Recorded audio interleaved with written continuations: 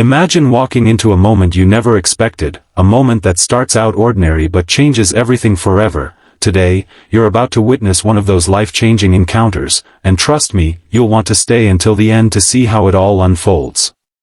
If you believe in kindness, second chances, and the way fate ties people together, then don't forget to like this video right now and subscribe to Kindness Chronicles so you never miss another heart-touching story.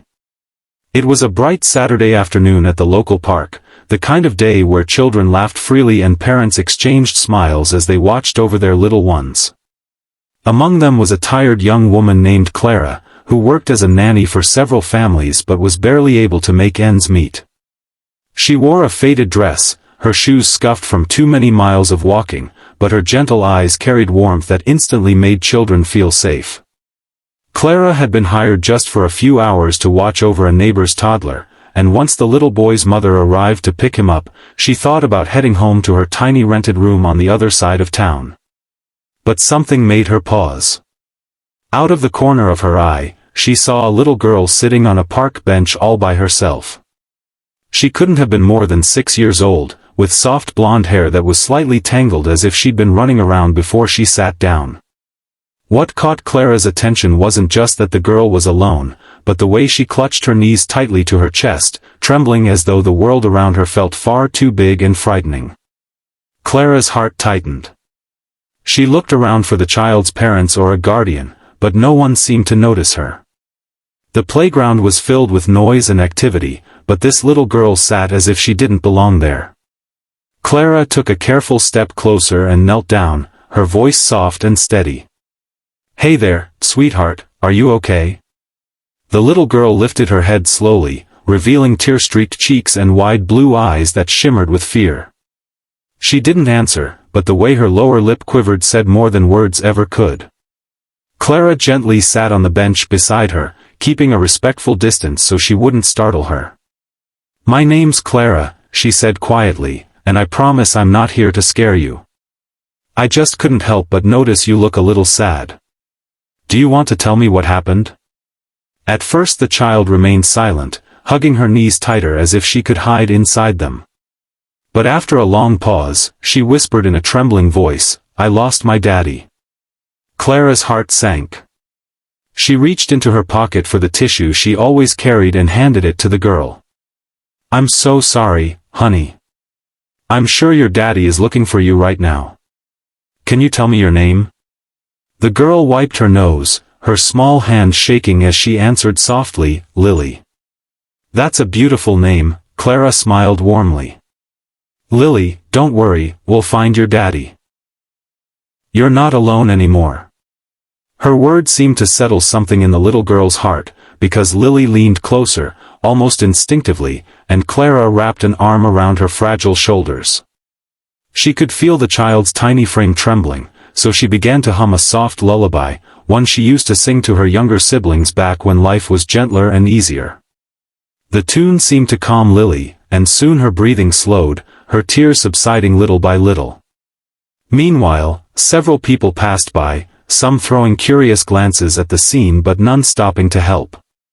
Clara felt a mix of sadness and frustration. How could so many overlook a frightened child?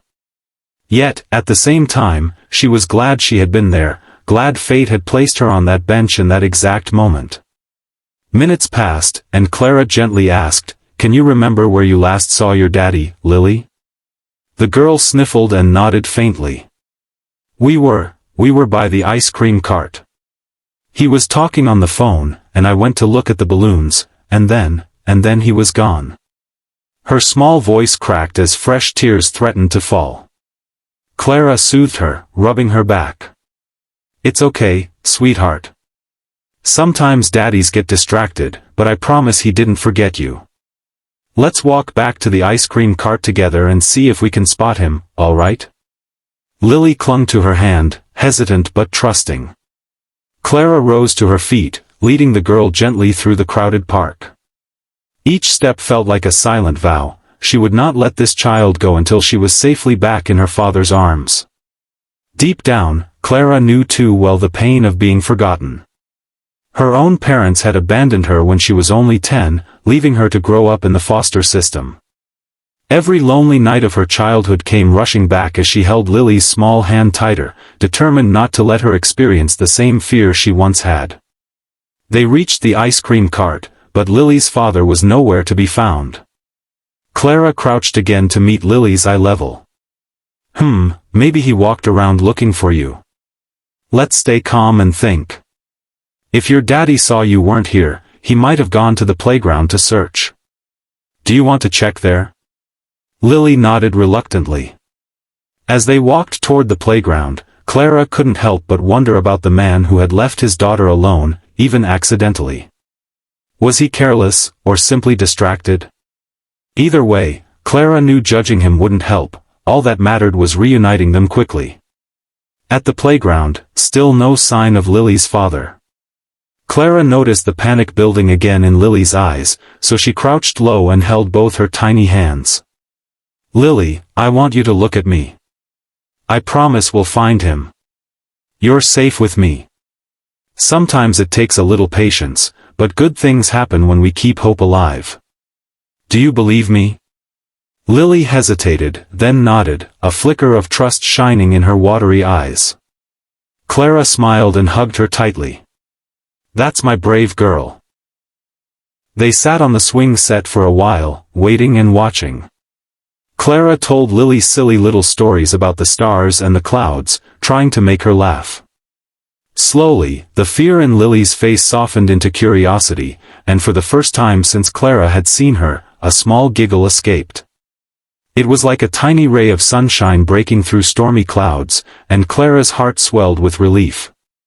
What Clara didn't know was that just beyond the trees, a tall man in an expensive suit was frantically searching, calling out his daughter's name. He had been on an urgent business call when Lily wandered off, and the moment he noticed she was missing, his heart nearly stopped. This man was not just any father, he was Jonathan Hayes, a powerful millionaire CEO who ran one of the biggest corporations in the city.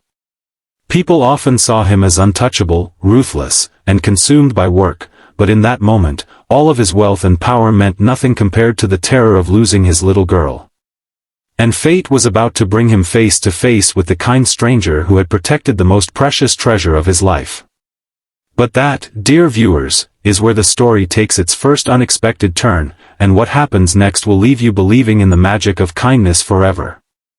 So make sure you've liked this video and subscribe to Kindness Chronicles now, because Chapter 2 of this story will reveal a twist that not only changes Clara's life but also shocks the world in a way no one could have predicted.